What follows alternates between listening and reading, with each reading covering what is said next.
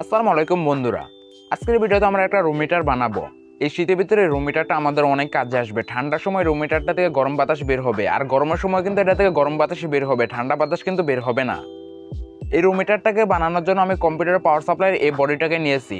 আপনারা যদি আমার মতন এরকম একটি কম্পিউটার পাওয়ার সাপ্লাইয়ের বডি জোগাড় করতে পারেন তাহলে তো ভালো। আর এরকম একটি পাওয়ার সাপ্লাই বডি যদি না জোগাড় করতে পারেন তাহলে যে কোনো একটা স্টিলের বা টিনের বডি জোগাড় করবেন, যেটার ভিতরে আমরা আমাদের রুম হিটারের প্রয়োজনীয় পার্টসপাতিগুলো যেন বসাতে পারি। এই পাওয়ার সাপ্লাই বডির ভিতরে আমাদের রুম হিটার বানানোর সকল সরঞ্জাম আছে। এখন আমরা একে একে সকল পার্টসপাতির সাথে পরিচয় হয়ে নিব। একটা রুম হিটার বানানোর জন্য সবচেয়ে যেই পার্টসটার প্রয়োজন পড়ে সেটা হচ্ছে কয়েল। এই কয়েলগুলো রাইস কুকারে বেশিরভাগ ব্যবহৃত হয়ে থাকে। যেসব দোকানে রাইস কুকার মেরামত করা হয় বা যেসব দোকানে রাইস কুকারের পার্টসপাতি বিক্রি করা হয়, ওইসব দোকান থেকে আপনারা এই কয়েলগুলো খুব সহজেই ক্রয় করতে পারবেন। একটা রুম হিটারে কয়েলের ভূমিকায় সবচেয়ে বেশি, কেননা কয়েল যদি গরম হয় তাহলে আমরা গরম বাতাস পাবো, আর কয়েল যদি গরম না হয় তাহলে কিন্তু আমরা গরম বাতাস পাবো না। দুইটা কয়েল আছে, এক একটা কয়েল 60 ওয়াটের করে। আর এটা হচ্ছে 12 ভোল্টের একটা ছোট অ্যাডাপ্টার। কিছুটা মোবাইলের চার্জারের মতন দেখতে হলেও কিন্তু এটা 12 ভোল্টের একটা অ্যাডাপ্টার। এটার সাহায্যে 12 ভোল্টের টর্চ লাইট, রাউটার এসব ছোটোখাটো লোড চালানো হয়। আমরা এই অ্যাডাপ্টারটার সাহায্যে আমাদের কুলিং ফ্যানটাকে চালাবো। কুলিং ফ্যানটাকে চালানোর জন্য এখানে আমরা একটা ছোট ট্রান্সফর্মার ব্যবহার করতে পারি। ছোট ট্রান্সফর্মার যদি এখানে আমরা ব্যবহার করি তাহলে আমাদের কুলিং ফ্যানটা পর্যাপ্ত পাওয়ার নাও পেতে পারে। আর যদি একটু বড় ট্রান্সফর্মার ব্যবহার করি তাহলে পর্যাপ্ত পাওয়ার তো পাবে, কিন্তু ট্রান্সফর্মারটাকে এখানে বসাতে অসুবিধা হবে। তার জন্য সবচেয়ে ভালো হয় এই এসএমটি পাওয়ার সাপ্লাইটা। ট্রান্সফর্মার থেকে শতগুণে ভালো এই এসএমটি পাওয়ার সাপ্লাইটা, এটা জায়গাও কম খাবে। সেফটির কথা বিবেচনা করে আমরা একটা ফিউজ ব্যবহার করব। এটা হচ্ছে একটা ফিউজ হোল্ডার, ভিতরে 5 অ্যাম্পিয়ারের একটা ফিউজ আছে। এটা হচ্ছে আমাদের 5 অ্যাম্পিয়ারের ফিউজ। সার্কিটে যদি কোনো সময় কোনো প্রকার সমস্যা দেখা দেয় তাহলে আমাদের এই ফিউজটা কেটে যাবে। আর ফিউজ যদি না থাকে তাহলে সার্কিটে কোনো সময় যদি কোনো ত্রুটি বা সমস্যা দেখা দেয় তাহলে শর্ট সার্কিট বা আগুনও লাগতে পারে। তার জন্য ফিউজ লাগানো অত্যন্ত গুরুত্বপূর্ণ। কয়েল বসানোর জন্য বডির দুই পাশে দুইটা ফুটা করে নিয়েছি। আপনারা কয়েল বসানোর জন্য কুলিং ফ্যানের সামনে দুই পাশে দুইটা ফুটা করে নেবেন, যাতে কুলিং ফ্যানের ঠান্ডা বাতাসটা কয়েলের সাথে বাড়ি খেয়ে গরম হয়ে বাতাসটা বের হতে পারে। বাইরের থেকে কুলিং ফ্যানটা বাতাস টেনে আনবে, ওই ঠান্ডা বাতাসটা আবার কয়েলের সাথে বাড়ি খেয়ে ওই জালিওয়ালা সাইড দিয়ে গরম বাতাসটা বের হয়ে যাবে। আর আমার এই কুলিং ফ্যানটা অনেক পুরনো হয়ে যাওয়ার কারণে বাতাস অনেক কম হয়, তার জন্য এখানে আমি এই নতুন কুলিং ফ্যানটাকে ব্যবহার করব। এই পুরনো কুলিং ফ্যানটাকে চেঞ্জ করে নেব।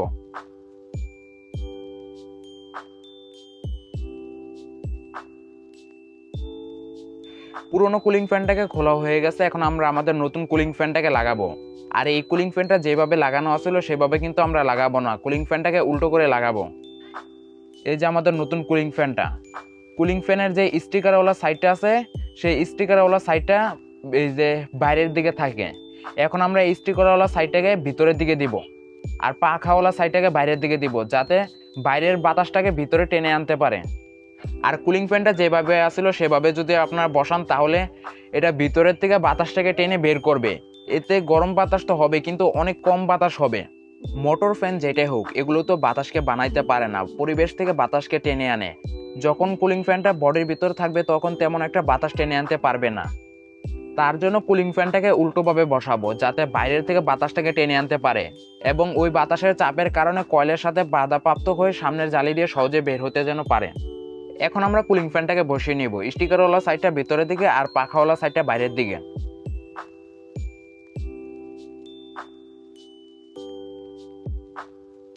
কুলিং ফ্যানটাকে লাগানো হয়ে গেছে, আর কুলিং ফ্যানটা ঘুরতে কোনো অসুবিধা হচ্ছে না। এখন আমরা কুলিং ফ্যানের দুটি তারে সোল্ডারিং করে সার্কিটের সাথে লাগিয়ে নিব।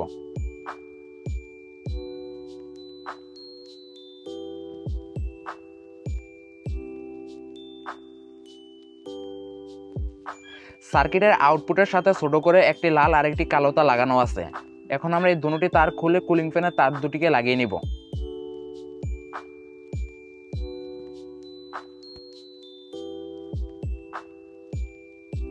সার্কিটের আউটপুটের সাথে কুলিং ফ্যানের দুটি তার লাগানো হয়ে গেছে। এখন আমরা দুটি কয়েল প্যারালালভাবে সোল্ডারিং করে নিব।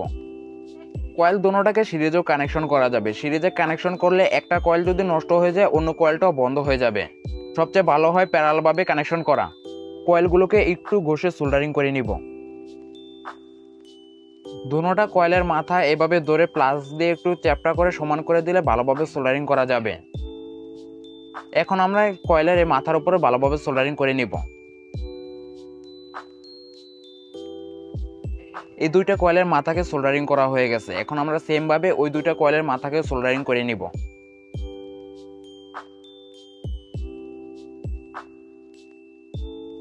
দুটোটা কয়েলকে প্যারালাল ভাবে কানেকশন করা হয়ে গেছে। এখন আমরা দুটোটা কয়েলকে সার্কিটের ইনপুটের সাথে সোল্ডারিং করে নিব।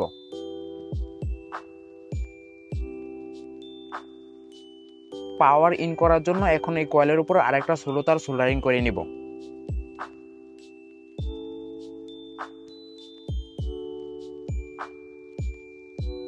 কয়েলের এক প্রান্ত তো সার্কিটের সাথে লাগানো হয়ে গেল, এখন অন্য প্রান্তকে ফিউজের সাথে লাগিয়ে নিব।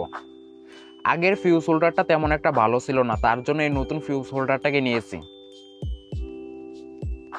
ফিউজের সাথে কয়েলটাকে লাগানো হয়ে গেছে। এখন পাওয়ার ইন করার জন্য ফিউজের নিচে একটা ছোট সবুজ তার লাগিয়ে নিব।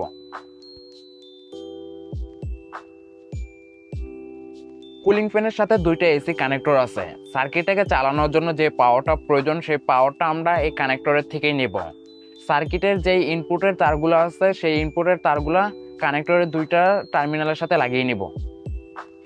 এসি এই কানেক্টরের সাথে ইনপুটের তারগুলোকে ভালোভাবে সোল্ডারিং করে নিব।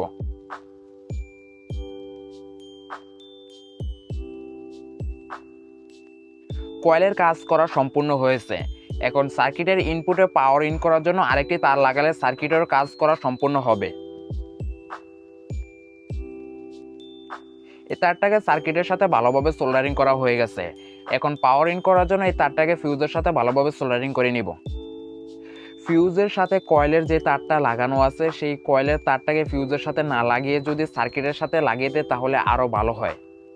ফিউজের সাথে কয়েলের তারটা লাগানো থাকলে তেমন কোনো অসুবিধা নাই, কিন্তু ফিউজ থাকবে এক জায়গায় আর কয়েল থাকবে আরেক জায়গায়, এতে কয়েলকে কয়েলের জায়গায় বসাতে অসুবিধা হতে পারে। তার জন্য কয়েলের তারটাকে সার্কিটের ইনপুটের সাথে লাগিয়ে নিব। এখন সার্কিটের এই লাল তারটাকে ফিউজের সাথে লাগিয়ে নিব। আমাদের কুলিং ফ্যানের ভিতরে যাবতীয় কানেকশন করা হয়ে গেছে। এখন আমরা সার্কিট, কুলিং ফ্যান, ফিউজ এগুলো বডির সাথে লাগিয়ে নিব। সার্কিটটাকে ফিট করার আগে সার্কিটের কানেকশনগুলোকে আমরা আরও একবার দেখে নিব। প্রথমে আমরা দুইটা কয়েলকে প্যারালালভাবে কানেকশন করছি। কানেকশন করে দুইটা কয়েলকে পাওয়ার সাপ্লাইয়ের ইনপুটের সাথে সোল্ডারিং করে নিয়েছি। এই পাওয়ার সাপ্লাই থেকে আবার একটি লাল তার ফিউজে এসেছে, ফিউজ থেকে সবুজ তার হয়ে কানেক্টরে লেগেছে। পাওয়ার সাপ্লাই হতে লাল তার দিয়ে আরেকটি তার কানেক্টরে গিয়ে লেগেছে। এই কানেক্টরে যে দুইটি তার লেগেছে এই দুইটি তার হচ্ছে আমাদের ইনপুট পাওয়ারের, আর এই সার্কিটের আউটপুটের দুইটি তার কুলিং ফ্যানে গিয়ে লেগেছে। এই ছিল আমাদের সার্কিটের কানেকশন। এখন আমরা সার্কিটের সবকিছু ফিট করে লাগিয়ে নিব। দুটোটা কয়েলের এই মাথাগুলোকে সামান্য একটু ব্যাকা করে নাট দিয়ে বডির সাথে ভালোভাবে লাগিয়ে নিব। কয়েলগুলোকে কুলিং ফ্যানের সামনে ভালোভাবে অ্যাডজাস্ট করে লাগাতে হবে। কয়েলগুলোকে যদি কুলিং ফ্যানের সামনে ভালো করে অ্যাডজাস্ট করে না লাগাতে পারেন তাহলে কিন্তু গরম বাতাস ভালোভাবে পাবেন না। কয়েলগুলোকে এমনভাবে বসাবেন যাতে কুলিং ফ্যানের বাতাসটা বাধাপ্রাপ্ত না হয়। কুলিং ফ্যানের বাতাসটা যেন কয়েলের সাথে বাড়ি খেয়ে সরাসরি বের হয়ে যেতে পারে এমনভাবে বসাবেন। কয়েলগুলোকে আমি এভাবে বসিয়ে নিয়েছি। যদি দেখি কয়েলগুলোর কারণে কুলিং ফ্যানের বাতাসটা বাধাপ্রাপ্ত হচ্ছে তাহলে কয়েলগুলোর ডিরেকশন কিছুটা চেঞ্জ করে দিব। ফিউজ হোল্ডারে 5 অ্যাম্পিয়ারের ফিউজটাকে লাগিয়ে ফিউজ আর সার্কিটটাকে বডির সাথে ব্লু গান দিয়ে ভালোভাবে লাগিয়ে নিব।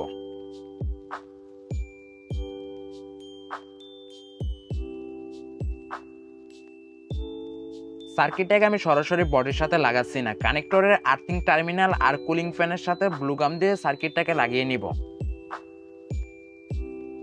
রুম মিটারে তো আমরা সব ধরনের কানেকশন করে নিলাম। এখন আমরা পাওয়ার দিয়ে দেখব যে আমাদের রুম মিটারটা কাজ করতেছে কিনা।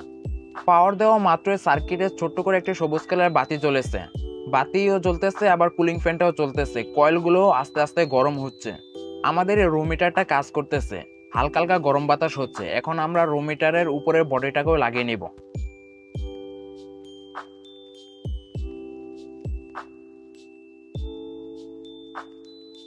আমাদের রুম মিটারটা তো বানানো হয়ে গেল। এখন আমরা দেখব এই রুম মিটারটা দিয়ে কিরকম গরম বাতাস বের হয়। রুম মিটারের পাওয়ারের লাইনটা লাগানো হয়ে গেছে। এখন কিন্তু ঠান্ডা বাতাস বের হচ্ছে, গরম বাতাস কিন্তু বের হচ্ছে না। 1 মিনিটের মতন অপেক্ষা করার পর এখন কিছুটা গরম বাতাস বের হচ্ছে, কিন্তু বাতাসের পরিমাণ অনেক কম। বাতাসের পরিমাণ যেহেতু কম, তার জন্য রুম মিটারটাকে আমরা আবার খুলবো, খুলে কয়েলগুলোকে ভালোভাবে অ্যাডজাস্ট করে নিব। কয়েলগুলোর কারণে কুলিং ফ্যানের বাতাসটা ভালোভাবে বের হইতে পারতেছে না।